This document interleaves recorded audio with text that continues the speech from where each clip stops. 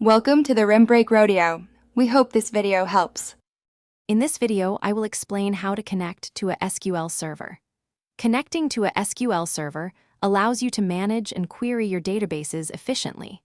We'll cover the fundamental requirements, walk through the connection process, and discuss how to resolve common problems. By the end, you'll have a clear understanding of how to establish a secure and reliable connection to your SQL server, empowering you to work with your data effectively. Before you begin, you'll need a few key items.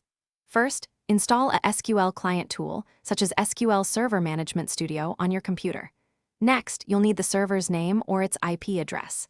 This is crucial for locating your database. Also, confirm your authentication method. It's usually Windows Authentication or SQL Server Authentication. Finally, have your username and password ready if you're using SQL Server Authentication. These are your foundational tools. Now, let's connect. Open your SQL client application like SQL Server Management Studio. You'll typically find a Connect to Server dialog box appearing automatically, or you can access it from the File menu. In the server name field, type or paste your server's name or IP address.